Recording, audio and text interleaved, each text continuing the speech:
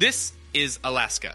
Located in the northwest extremity of North America, it is bordered by Canada to the east, the Pacific Ocean and the Gulf of Alaska to the south, the Arctic Ocean to the north, and the Bering Sea and the Chukchi Sea to the west. It is larger than the three next largest U.S. states, Texas, California, and Montana, combined, and yet its population is almost 100 times lower than the combined population of these states. It is the least densely populated state with an average of 1.3 people per square mile, 30 times lower than the national average.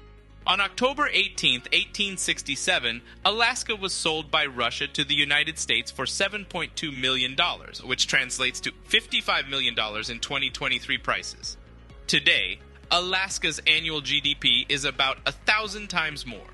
Its largest industries by revenue are tourism, oil drilling and gas extraction, and gasoline and petroleum bulk stations. Most of Alaska is not accessible by road, only by air and sea, including its capital, Juneau, which is neither Alaska's most populated nor business-dense city, giving all that credit to Anchorage. But today, we are going to talk about a business that is based in neither of those two cities, but instead in the small town of Utqiagvik, formerly known as Barrow, with a population of 4,927 people. Utqiagvik is the headquarters of Arctic Slope Regional Corporation, the largest by revenue company based in Alaska.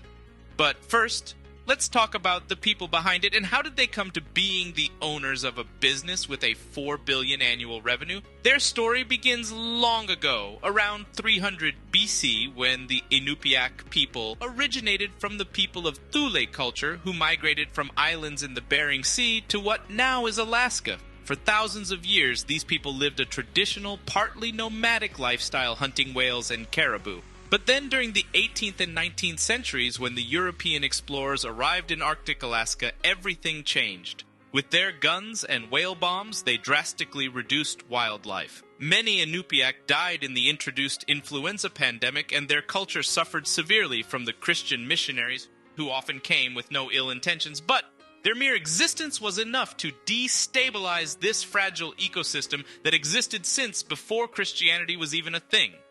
After Alaska became a state and began to select lands on the Arctic slope, the Iñupiat of the Arctic resisted. Led by Charles Edwardson Jr., also known as ETOC, the Arctic Slope Native Association, ASNA, was formed to claim legal ownership of the land.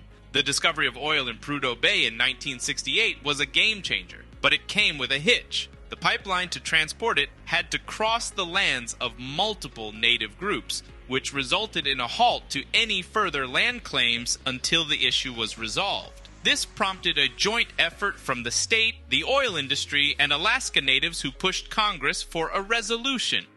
The Arctic Slope Native Association fought hard for a regional settlement that would consider the amount of land each group lost rather than the population of each region. Even though the Arctic Slope people constituted only 5% of Alaska natives, their land accounted for a significant 16% of Alaska's territory. Despite many proposed bills that ignored this perspective, the Alaska Native Claims Settlement Act of 1971 was finally passed into law, encompassing this principle. This historic agreement enabled Native Alaskans to regain possession and management of their ancestral lands.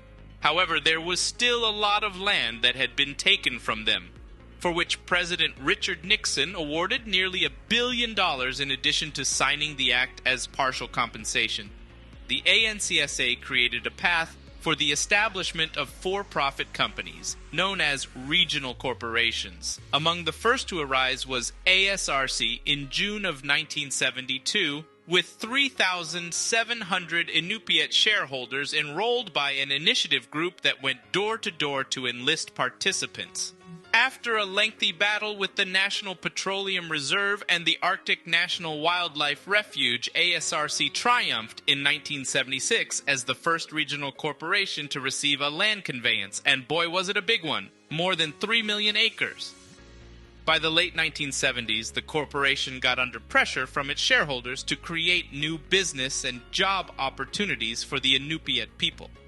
Responding to this demand, it established its first subsidiary, Iñupiat Builders, followed by other businesses that would later become the driving force behind ASRC's economy. These included SKW Eskimos, Inc., Arctic Slope Consulting Engineers, Arctic Slope Alaska General, and Tundra Tours, which established a thriving tourism industry. In the 1970s and early 1980s, ASRC entered into oil and gas exploration leases with major companies such as Union Oil, Amoco, Texaco, and Chevron. These leases provided the corporation with a significant boost in income during the startup periods of its subsidiaries. Despite facing many obstacles, the corporation continued to move forward. One particular challenge arose from a dispute over a single sentence in the Alaska Native Claims Settlement Act that left it with a whopping $7 million debt, a showstopper for them at the time. However, ASRC found a solution to stay afloat by exchanging the surface estate of lands in the gates of the Arctic National Park for subsurface rights beneath the village of Kaktovik.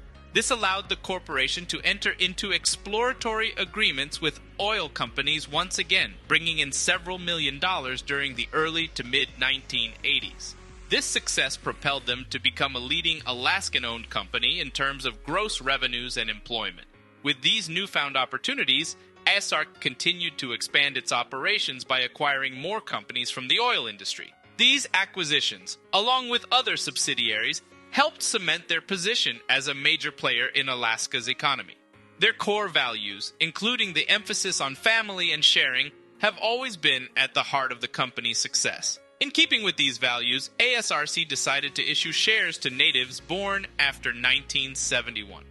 This move proved to be a popular decision as the number of shareholders grew from 3,700 to approximately 13,000. With this growth, the company faced increasing pressure to provide meaningful dividends to its shareholders, which grew from $185,000 in 1978 to an impressive $1 billion by 2017. They also provided other benefits like the Arctic Education Foundation, which assists the shareholders and their children with educational opportunities. Thanks to these efforts, ASRC's revenue continued to increase over time, reaching $1 billion in 2000, $2 billion in 2008, and $4 billion in 2019. Although it's impossible to know what the future holds, the commitment to Iñupiat values will likely serve them well as they continue to grow and succeed. When businesses prioritize the well-being of their communities and invest in the people who make their success possible, everyone benefits. History has shown us that when we strive to do business in a way that is both responsible and respectful, we can help to right past wrongs and create a brighter future for generations to come.